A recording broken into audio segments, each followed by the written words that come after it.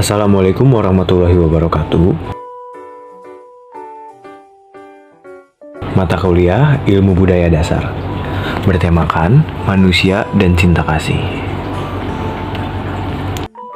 Manusia dan cinta tidak dapat dipisahkan begitu saja. Cinta adalah anugerah yang diberikan Tuhan kepada setiap manusia untuk memiliki perasaan simpati dan tertarik kepada orang lain atau sesama manusia. Sedangkan kasih sayang adalah cara mengungkapkan suatu perasaan yang mendalam kepada orang yang kita cintai. Cinta merupakan suatu kebutuhan setiap manusia, di mana dengan adanya cinta dan kasih sayang, manusia akan merasa lebih dicintai dan saling mencintai agar antar manusia serta akan lebih merasa bahagia untuk menjalani hidupnya. Pengertian cinta kasih.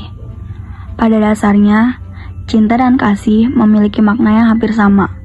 Akan tetapi, cinta adalah suatu perasaan lebih yang mendalam terhadap seseorang. Sedangkan kasih adalah cara pengungkapan sebuah rasa yang bertuju kepada orang yang ia cintai. Pada hakikatnya, pendapat cinta oleh setiap manusia berbeda-beda, karena cinta merupakan perasaan jujur dan terdalam dari hati manusia yang tidak bisa diungkapkan dengan kata-kata. Hanya dapat diungkapkan melalui kasih dan sayang. Walaupun cinta kasih mengandung arti hampir bersamaan, namun terdapat perbedaan juga antara keduanya. Cinta lebih mengandung pengertian mendalamnya rasa, sedangkan kasih lebih luarnya. Dengan kata lain, bersumber dari cinta yang mendalam itulah kasih dapat diwujudkan secara nyata. 3 unsur cinta: keterikatan, keintiman, dan kemesraan.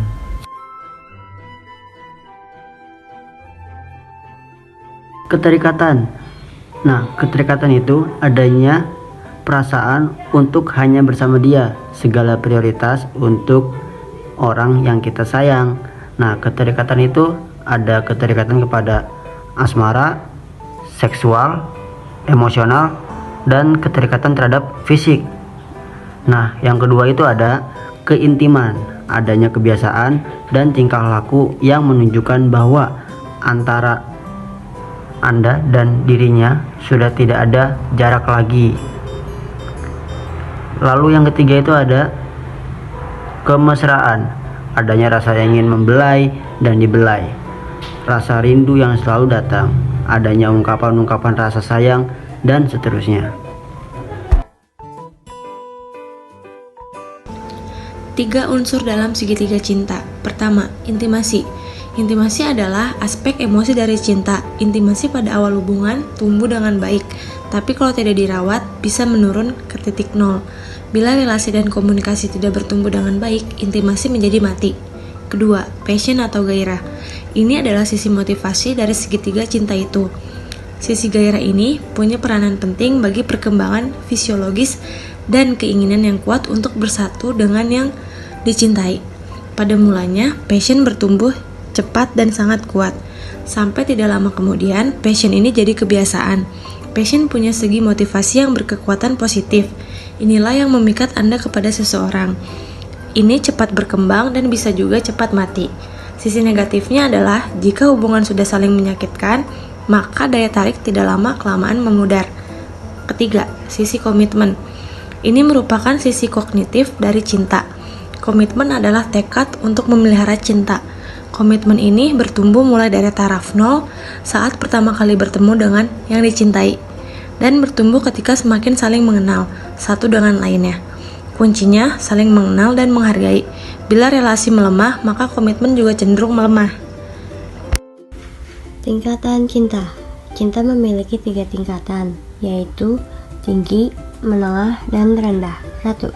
Cinta tingkat tertinggi adalah cinta kepada Tuhan Yang Maha Esa. 2. Cinta tingkat menengah adalah cinta kepada orang tua, anak, saudara, istri atau suami, dan kerabat. 3. Cinta tingkat terendah adalah cinta yang lebih mengutamakan cinta keluarga, kerabat, harta, dan tempat tinggal. Cinta menurut ajaran agama. Cinta diri. Cinta diri erat kaitannya dengan dorongan menjaga diri. Manusia senang untuk tetap hidup, mengembangkan potensi dirinya dan mengaktualisasikan diri. Namun, hendaknya cinta manusia pada dirinya tidaklah terlalu berlebih-lebihan dan melewati batas. Sepatutnya cinta pada diri sendiri diimbangi dengan cinta pada orang lain dan cinta berbuat kebajikan kepada mereka. Yang kedua ada cinta kepada sesama manusia. Agar manusia dapat hidup dengan penuh keserasian dan keharmonisan dengan manusia lainnya, ia harus membatasi cintanya pada diri sendiri dan egoismenya. Hendaknya ia menyeimbangkan cintanya itu dengan cinta dan kasih sayang pada orang lain, bekerja sama dengan memberi bantuan kepada orang lain. Yang ketiga ada cinta seksual. Cinta erat kaitannya dengan dorongan seksual, sebab ialah yang bekerja dalam melestarikan kasih sayang, keserasian, dan kerjasama antara suami dan istri. Ia merupakan faktor yang primer bagi kelangsungan hidup keluarga. Yang keempat ada cinta kebapaan. Mengingat bahwa antara ayah dengan anak-anaknya tidak terjalin oleh ikatan-ikatan fisiologis seperti yang menghubungkan si ibu dengan anak-anaknya, maka para ahli ilmu jiwa modern berpendapat bahwa dorongan kebapaan bukanlah dorongan fisiologis seperti halnya dorongan keibuan, melainkan dorongan psikis. Yang kelima ada cinta kepada Allah. Puncak cinta manusia yang paling bening, jernih, dan spiritual ialah cinta kepada Allah dan kerinduannya kepadanya. Tidak hanya dalam sholat, pujian, dan doanya saja, tetapi juga dalam semua tindakan dan tingkah lakunya. Semua tingkah laku dan tindakannya ditujukan kepada Allah. Yang keenam ada cinta kepada Rasul. Cinta kepada Rasul yang ditulis Allah sebagai rahmah bagi seluruh alam semesta menduduki peringkat kedua setelah cinta kepada Allah, karena Rasul merupakan ideal sempurna bagi manusia baik dalam tingkah laku, moral, maupun berbagai sifat luhur lainnya. Bentuk-bentuk cinta. Pertama, Eros. Asal kata ini adalah dari dewa mitologi Yunani, Eros yang adalah dewa cinta. Eros adalah cinta manusia semata yang diinspirasi oleh sesuatu yang menarik dalam objeknya. Eros merupakan cinta yang tumbuh dari seseorang kepada yang lain. Misalkan, Zen suka sama gue karena gue cantik. Misalkan loh, jangan sewot gitu ah. Dan faktor lainnya yang berhubungan dengan fisik, sehingga menyebabkan gairah seks, seperti dalam Inggrisnya erotik. 2. Storge. Storge adalah ikatan alami antara ibu dan anak, bapak, anak-anak, dan saudara. William Barclay menyebutkan, kita tidak bisa mengasihi anak-anak dan saudara kita darah lebih kental daripada air. N.G. Ward 1974. 3. Philia. Setingkat lebih tinggi dari Eros, berhubungan dengan kejiwaan daripada tubuh. Ini adalah cinta antar sahabat, menyentuh kepribadian manusia dengan intelektual, emosi, dan kehendak, melibatkan saling berbagi, cinta yang timbul dari perhatian dan kebersamaan.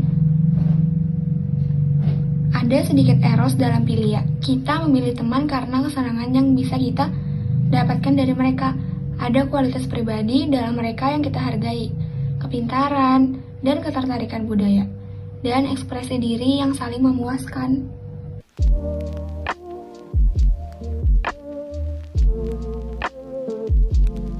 Pengertian kasih sayang.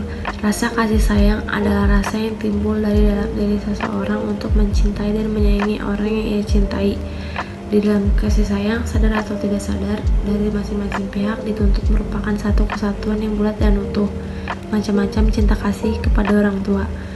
Orang tua dalam memberikan kasih sayangnya sangat bermacam-macam. Dari cara pemberian cinta kasih, orang tua dapat dibedakan. 1. Orang tua bersifat aktif, si anak bersifat pasif.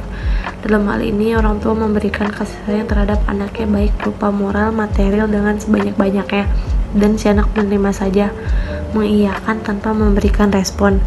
Hal ini menyebabkan si anak menjadi takut, kurang berani dalam masyarakat. tidak berani menyatakan pendapat, minder sehingga si anak tidak mampu berdiri sendiri di dalam masyarakat. 2. Orang tua bersifat pasif, si anak bersifat aktif. Dalam hal ini, si anak berlebih-lebihan, memberikan kasih sayang terhadap orang tuanya. Kasih sayang ini diberikan secara sepihak. Orang tua mendiamkan saja tingkah laku si anak, tidak memberikan perhatian apa yang diperbuat si anak. 3. Orang tua bersifat pasif, si anak bersifat pasif. Di sini jelas bahwa masing-masing membawa hidupnya, tingkah lakunya sendiri-sendiri, tanpa saling memperhatikan. Kehidupan keluarga sangat dingin, tidak ada kasih sayang, masing-masing membawa caranya sendiri, tidak ada tegur sapa jika tidak perlu. Orang tua hanya memenuhi dalam bidang materi saja. 4. Orang tua bersifat aktif, si anak bersifat aktif. Dalam hal ini, orang tua dan anak saling memberikan kasih sayang dengan sebanyak-banyaknya, sehingga hubungan antara orang tua dan anak sangat intim dan mesra, saling mencintai, saling menghargai, saling membutuhkan. Kemesraan. Kemesraan merupakan suatu perwujudan dari suatu kasih sayang yang mendalam. Kemesraan berasal dari kata dasar mesra yang berarti perasaan simpati yang akrab. Dengan cinta yang sudah terbentuk, maka itu akan menciptakan suatu kemesraan. Kemesraan cinta akan membuat orang semakin saling mencintai dan dicintai. Pemujaan. Pemujaan adalah salah satu manifestasi cinta manusia kepada Tuhannya yang diwujudkan dalam bentuk komunikasi ritual. Tuhan adalah pencipta, tetapi Tuhan juga penghancur segalanya bila manusia mengabaikan segala perintahnya. Karena itu, ketakutan manusia selalu mendampingi hidupnya, dan untuk menghilangkan ketakutan itu, manusia memujanya. Belas kasih. Pengertian belas kasih.